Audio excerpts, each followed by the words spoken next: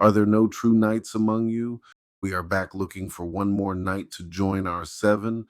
Welcome back to the Stark Side, where we are talking about A Knight of the Seven Kingdoms, which I'm pretty sure they gave to us early, due the Super Bowl Sunday being an event.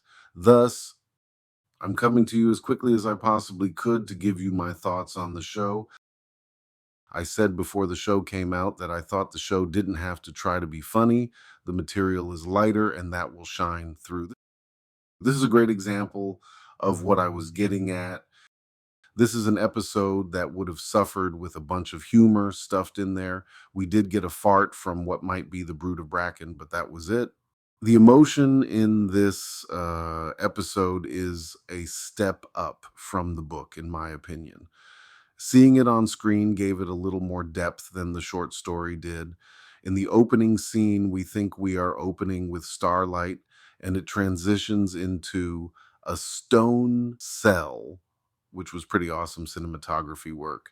Dunk is alone to think of his choices thus far. Should he have even come here? What did he think he'd accomplish? Is he really even a knight? All of those things have to be going through his mind.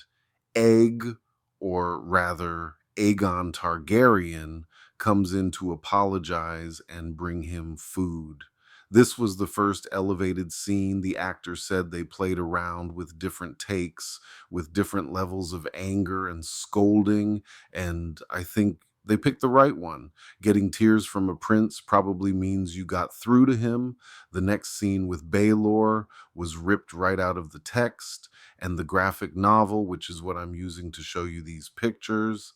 Now, the biggest change is Dunk's brashness to Baelor. I mean, who the hell does he think he's talking to? But I understand it. He's talking to the last and only person he thinks is true and honorable, and he is trying to find out if he really thinks he deserves punishment for defending the innocent.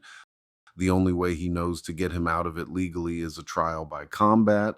I don't think that he thought Arion knew what a trial by seven was, but since he's also on the Mad Targaryen track, he obviously knows his Maegor history, which was the last time anyone remembers a trial of seven happening over 150 years ago before this point.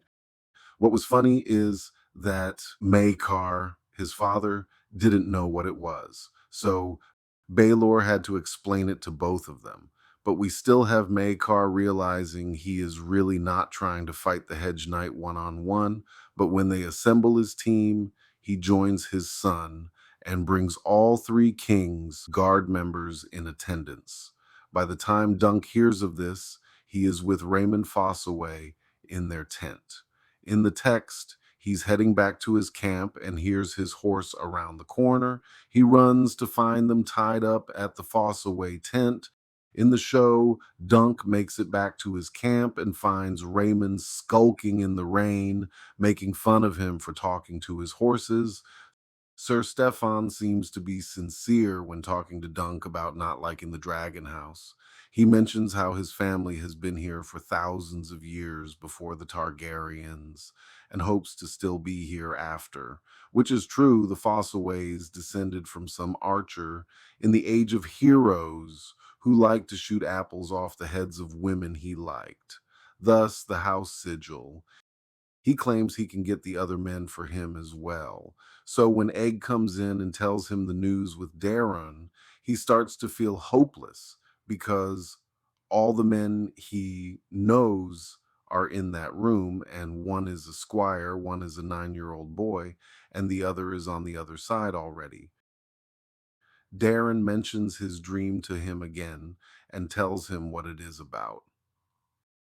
Dunk does seem to realize the symbolism of a dream about him slaying a dragon and him fighting members of the Dragon House.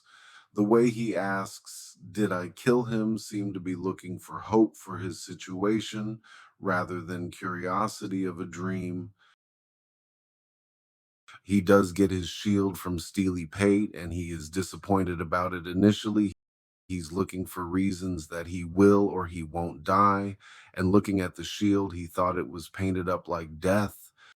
Pate gives him a pep talk, and in the text, he passes a bunch of well wishers that kind of helps his mood a little bit.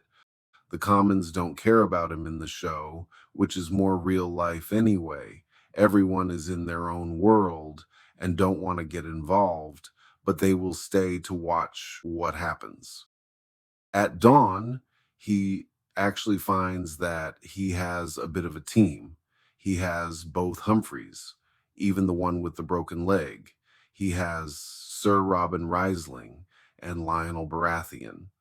When he thanks them for coming because of Sir Stefan, we get my favorite line of this episode. Who the fuck is Sir Stevron? It was your boy that found me. So he thinks he has 6 knights, and then we see Stefan come to get his things from Raymond. I pointed out in my episode 1 video, I think that Stefan is a lot more dickish in the show than in the book. Both are opportunistic, but shows Stefan is devious and mean, which, spoiler alert, is about to cause a rift in the family. He decides to fight with Arion and the accusers in exchange for a lordship. Dunk struggles to knight Raymond mainly because he's not a real knight, and he's the only one who knows. If he admits it or admits that he probably doesn't know the words to say, he may lose his support. Luckily, the trumpets sound to start, and Lionel offers to knight Raymond. Dunk's secret is still safe, but he also goes on pretending to be a knight, never being knighted himself. Which I believe is this look from Marlon. Sorry I didn't knight you or teach you better. We end the episode with Baelor finishing Dunk's team. Still dramatic in the show, but I realized all the drama when he rode up was what's in Dunk's head. Someone in the text yells out, Prince Valor? But then Baelor shows himself and says he borrowed his son's armor because he did not think to chance the list. But knowing that this can end badly, if the crown was seen winning a trial by combat where they had the deck stacked from a situation where they were originally in the wrong, it'd make it hard for him to rule later. Plus, he knows his nephew is wrong and doesn't want to let him off the hook totally either. Can't rule the country if you can't rule your family. Next episode, we will get some of the fight. I think, though, the flashbacks to his early life in King's Landing with that younger actor will be a big piece of the episode. Then it'll probably flash to the present, and we'll start the trial with all these scenes we see in the episode 5 trailer. Like and subscribe for more videos like this, and leave your thoughts about the episode in the comments section.